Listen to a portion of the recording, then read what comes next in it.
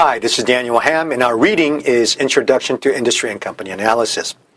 This reading provides the tools and framework for assessing companies and industries. Make sure you tie this into equity valuation, and you're very likely to see a lot of these concepts repeated at level 2.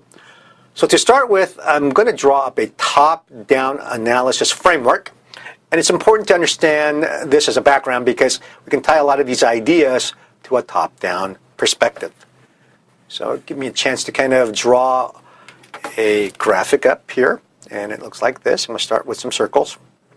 It's the first circle. That's supposed to be a circle. 1, 2, 3, and 4. I'm going to start with the inner circle. In the inner circle, I'm going to put a big C here for companies. So if you have a bunch of companies that are related, it makes up an industry. Related industries make up the sector. The sectors make up the economy.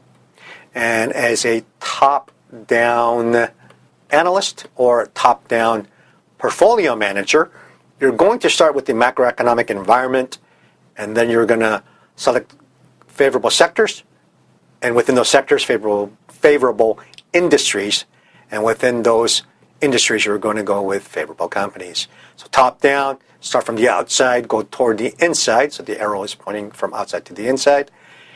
Couple of things to also highlight is in terms of economics. We're going to talk about the business cycle.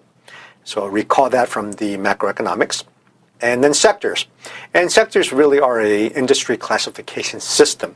So we'll talk about that specifically.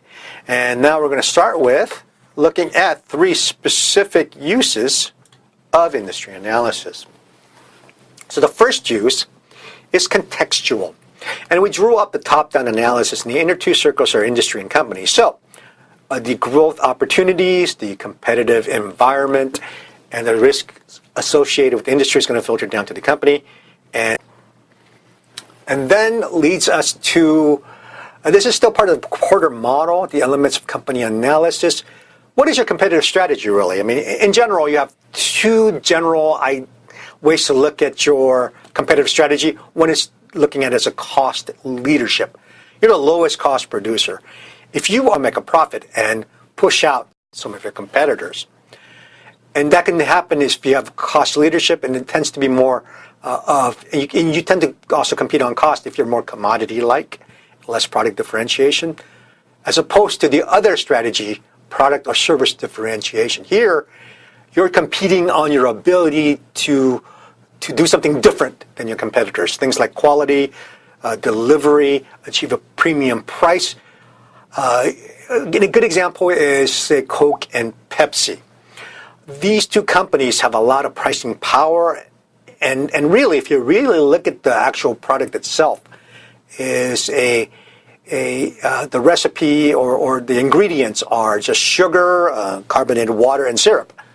Granted in different quantities, but really, it's just a carbonated beverage, the whole idea of cola. But how do they compete, and why did they have a lot of price power? They differentiate. So if you like Coke, they advertise multi-billion dollars to achieve some kind of identity away from Pepsi, and they're constantly competing against each other.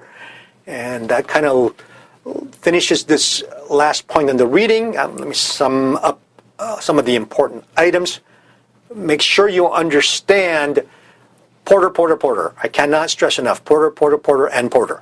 Porter is very important. The competitive environment, as well as I will make sure you understand the elements of both industry analysis, company analysis, as well as the life cycle. So that's this reading. Make sure you understand the major points, and good luck. Thanks.